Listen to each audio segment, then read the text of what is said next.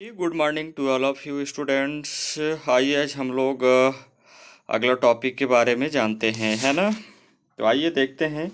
ये टॉपिक है आपका अगला, शीत युद्ध और सोवियत संघ का विघटन, है ना, 1945 से 1992 के बीच। ठीक है। शीत युद्ध आपको मैं पहले भी बताया था कि शीत युद्ध का मतलब होता है बिना अस्त्र शस्त्र के एक मानसिक लड़ाई होता है एक देश का दूसरे देश के प्रति, है ना। वैसे युद्ध को शीत युद्ध कहा जाता है। और सोवियत संघ की बात कह रहा है, किसका? सोवियत संघ अर्थात रूस का बात कह रहा है। विघटन मतलब अलग होना। ठीक है। कब से कब तक की बात कह रहा है? 1945 से 1992 के बीच ये इसका विघटन हुआ था, है ना। तो चलिए आगे हम लोग जानते हैं इसका डिटेल और, है ना। शीत युद्ध और सोवियत संघ का विघटन 1945 से 1992 के मध्य। ठीक है। देखिए 1945 में सोवियत संघ अर्थात रूस, आप नाम जानते हैं, है ना। रूस, संयुक्त राज्य अमेरिका जानते हैं आप, है ना। ब्रिटेन ये भी जानते हैं, जो हमारा प्यारा भारत, सोने की चिड़िया कहे जाने वाला देश, इसका गुलाम करने वाला जो देश है वो है ब्रिटेन, है ना। तो ब्रिटेन ने मिलकर जर्मनी और जापान को हराया था। कौन कौन? सोवियत संघ, रूस, संयुक्त राज्य अमेरिका, ब्रिटेन ने मिलकर जर्मनी और जापान को हराया था। किसको किसको हराया? जर्मनी को हराया और जापान को भी हराया। ठीक है। लेकिन यह एकता कायम नहीं कर पाई, और सोवियत संघ और अमेरिका एक दूसरे के प्रतिद्वंदी और विरोधी के रूप में उभरे। कौन कौन? अब यहाँ पे विशेष याद रखना है ना, क्योंकि इसका आंसर लिखते समय अगर ये दो देश का नाम नहीं आया तो आंसर आपका गलत है ना, ध्यान रखिएगा। तो ये है सोवियत संघ और अमेरिका एक दूसरे के प्रतिद्वंदी, मतलब आपसी प्रतिस्पर्धी हो गए अब। ठीक है। एक दूसरे के विरोधी हो गए। ठीक है। तो विरोधी के रूप में उभरे।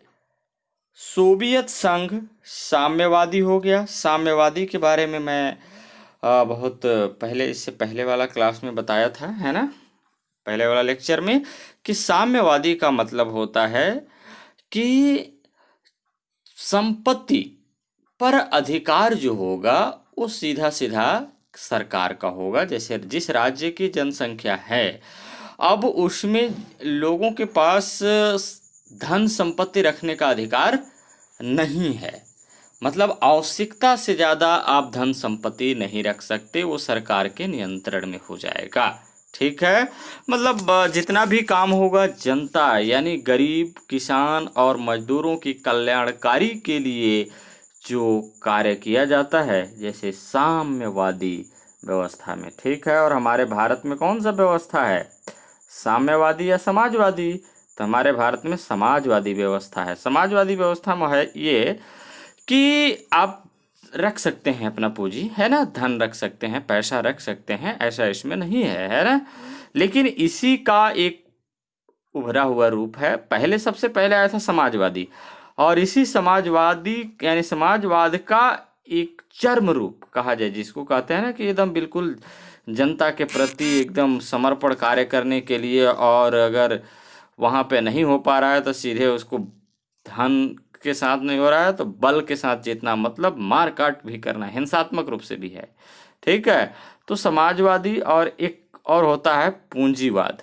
तो पूंजीवादी व्यवस्था अमेरिका में है। ठीक है। पूर्ण रूप से वहाँ पे जो अर्थव्यवस्था है उस पर सरकार का कोई नियंत्रण नहीं है, जो है अपना ये पूंजी पर। ठीक है। पूंजीपति वहाँ के लोग एकदम बिल्कुल अमीर, खूब जितना मन है उतना धन रख सकते हैं। ठीक है।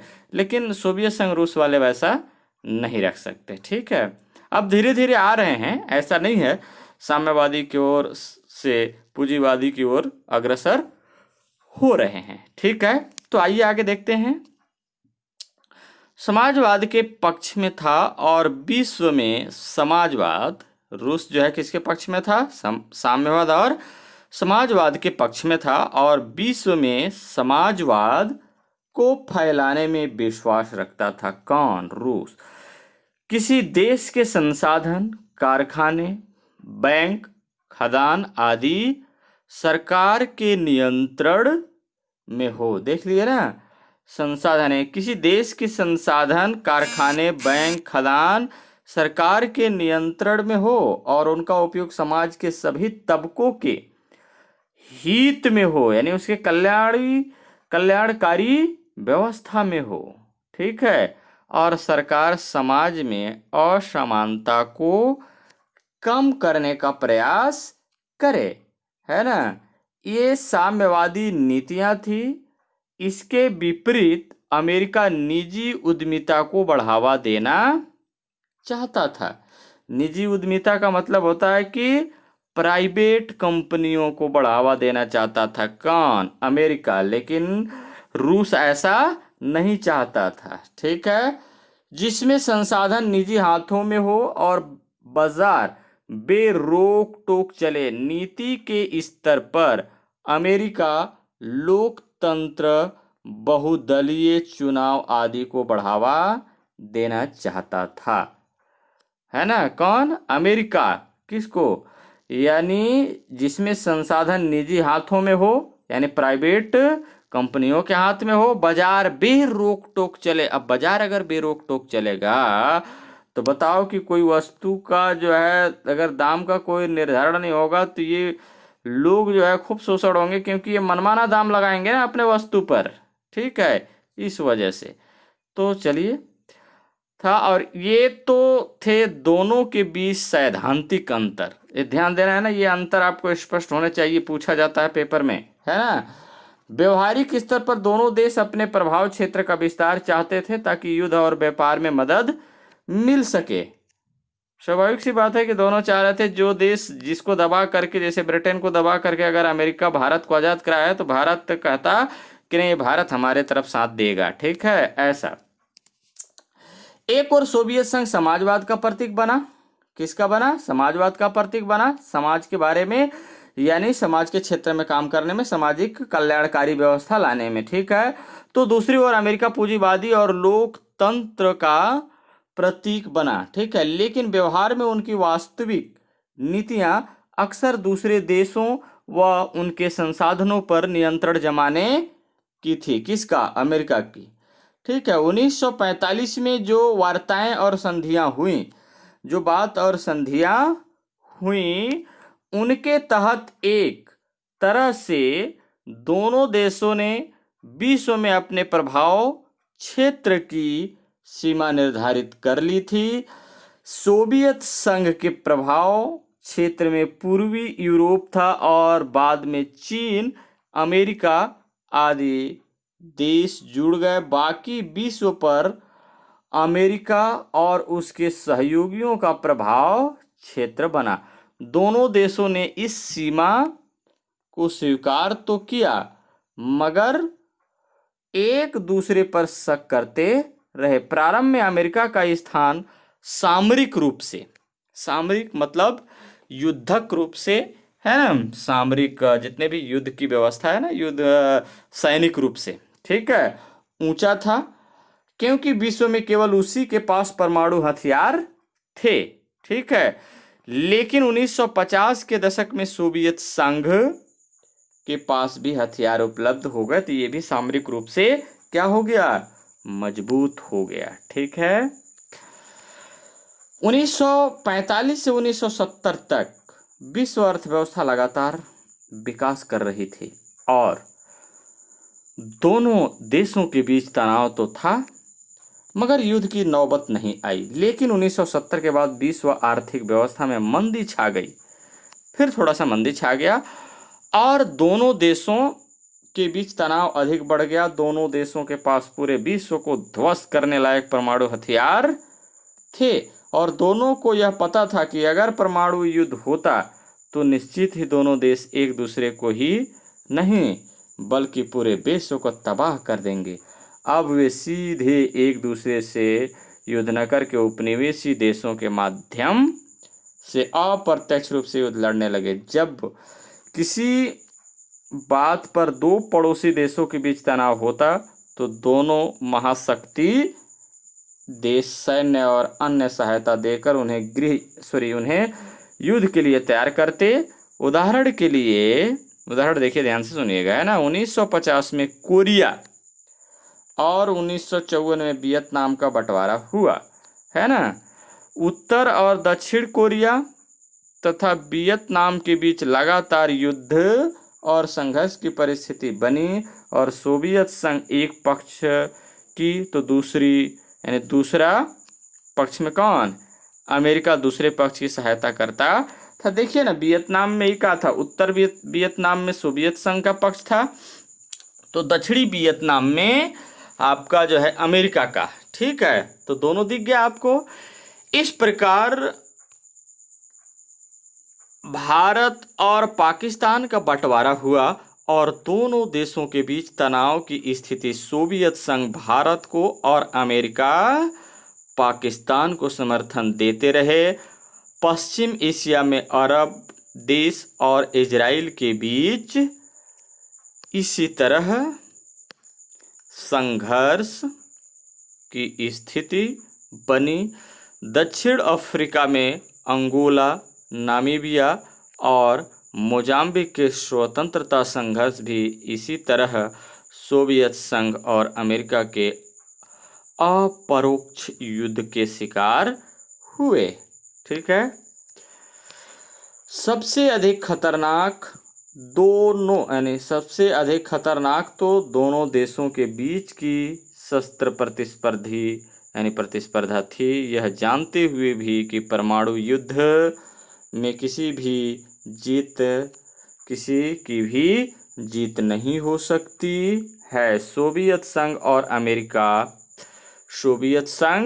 और अमेरिका यही प्रयास करते रहे कि दूसरे देश को परास्त करने के लिए और घातक व अधिक मात्रा में हथियार बने। उन्होंने विश्व भर के अपने सैन्य ठिकानों में तैनात कर रखा था। पूरी दुनिया के देश इस प्रकार परमाणु हथियारों के निशाने पर थे। यही नहीं, दोनों देश लगातार यह धमकी देते रहे कि वे किसी तनाव की स्थिति में इन हथियारों का उपयोग कर सकते हैं। एक बड़ी समस्या थी कि अगर किसी तकनीकी गलती से न चाहते हुए भी अगर किसी परमाणु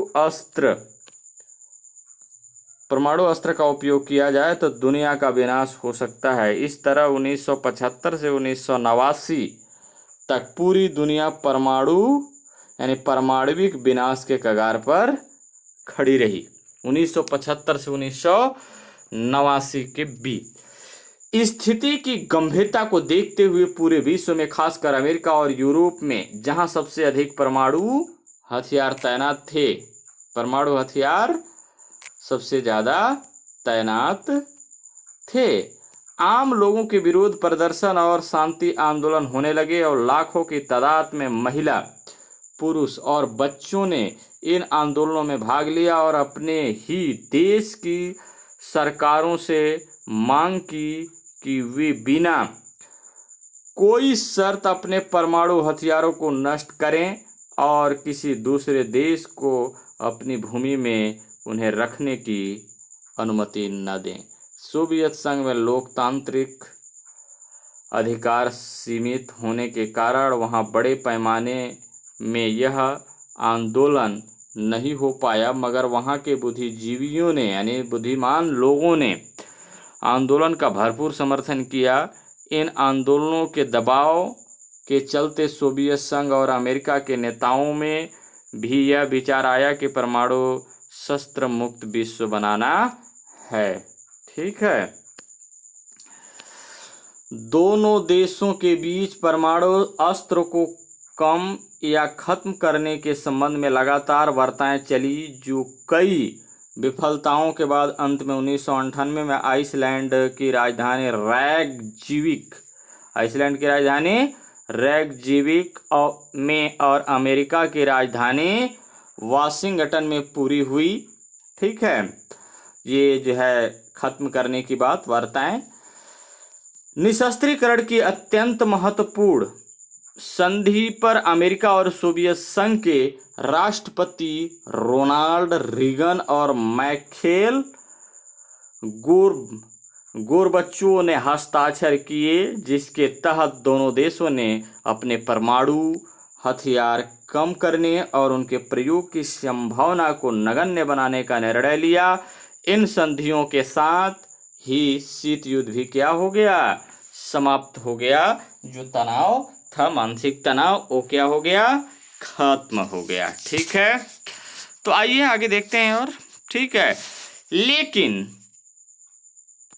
शीत युद्ध ने गहरे घाव और प्रभाव विश्व पर छोड़ा। पहला तो इसके चलते सोवियत संघ और अमेरिका सहित विश्व के अधिकांश देशों को विकास और लोकहित पर धन खर्च न करके शस्त्रों और सेनाओं पर खर्च करने पर मजबूर किया, और कुछ देशों ने जो शस्त्रों के व्यापार और शस्त्र उद्योग पर निर्भर थे, जिन्होंने तो मुनाफा कमाया, मगर अधिकांश देश आर्थिक रूप से कमजोर ही हुए।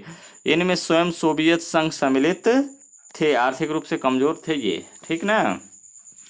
और सबसे ज्यादा अगर मैं आपको बात कहूं तो अमेरिका इस हथियार का जो है कारोबार करके बहुत ज्यादा जो है अमीर हो चुका था, और आज भी है। आज भी वहाँ पे बहुत सारे हथियार बेचे जाते हैं। ठीक है, मैं बता दूं कि वहाँ पे लोगों को लाइसेंस या हथियार मिले हुए होते हैं। सभी लोगों के पास आप देखिएगा कि वहाँ पे मशीन गन, बंदूक, ये सब आपको वहाँ पे देखने को मिलेगा। ठीक है, सोवियत संघ की कमजोरी का फायदा उठाते हुए कई पूर्वी यूरोपीय देश जो सोवियत संघ के नियंत्रण के कारण छटपटा रहे थे, तेजी से स्वतंत्र हुए, और सबसे महत्वपूर्ण घटनाक्रम में जर्मनी के 2 भागों का विलय हुआ और उसकी राजधानी बर्लिन को बांटने वाली दीवार को नाटकीय तरीके से आम लोगों की हुजूम ने ध्वस्त कर दिया। यानी हुजूम यानी एक ग्रुप ने क्या कर दिया, उसको ध्वस्त कर दिया, यानी खत्म कर दिया। ठीक है, सोवियत संघ इन सब के प्रभाव से उभर नहीं पाया और 1992 में अप्रत्याशित तरीके से खुद ढह गया। अब साम्यवादी सोवियत संगठन क्या है, साम्यवादी सोवियत संगठन की जगह अनेक छोटे गणतंत्र स्थापित हुए, जिन्होंने पूंजीवाद और चुनावी लोकतंत्र को अपनाया। इसके साथ ही आधुनिक विश्व में समानता और सामाजिक यानी समाजवाद लाने का एक महान प्रयास विफल हुआ। शीत युद्ध एक और प्रभाव को आज विश्व झेल रहा है। जब सोवियत संघ ने अरब देशों पर अपना प्रभाव डाला और अमेरिका व इजराइल के विरुद्ध उनको क्या किया, इजराइल के विरुद्ध उनको तैयार किया, तो अमेरिका ने उन देशों में यह भावना फैलाई कि साम्यवादी सोवियत संघ से इस्लामी धर्म को खतरा है। इसी तरह जब सोवियत संघ ने अफगानिस्तान पर आक्रमण करके उस पर नियंत्रण जमाया, तो अमेरिका ने इस्लामी धार्मिक समूह को उकसाकर उन्हें सोवियत संघ से लड़ने के लिए घातक शस्त्र दिया, यानी हथियार दिया। इसी तरह प्रायः विश्व के अन्य भागों में भी छापामार युद्ध करने के लिए सोवियत संघ और अमेरिका ने गुटों को तैयार किया, और वर्तमान युग के आतंकवाद समस्या का आरंभ शीत युद्ध से होता है। ठीक है, आइए देखते हैं थोड़ा सा अभ्यास प्रश्न में क्या है। इंडोनेशिया क्या बोल रहा है, इंडोनेशिया के राष्ट्रपति और प्रथम राष्ट्रवादी यानी इंडोनेशिया के राष्ट्रवादी और प्रथम राष्ट्रपति कौन थे? तो आपको पता होगा कि कौन थे? सुकर्णो। कौन? सुकर्णो थे। सबसे प्रथम राष्ट्रपति कौन? सुकर्णो। कौन? सुकर्णो। ये सुकर्णो, ठीक है। उसके बाद बोल रहा है वियतनाम के, कौन सा? वियतनाम के क्रांतिकारी नेता और प्रथम राष्ट्रपति कौन थे? ही ची कौन थे? हो ची मिन्ह। कौन? हो ची मिन्ह। हो ची मिन्ह लिख लेना। बस सुन लो, बाकी इसको क्या बताना है वहां पे। नाइजीरिया के राष्ट्रवादी और प्रथम राष्ट्रपति कौन थे? कहाँ का?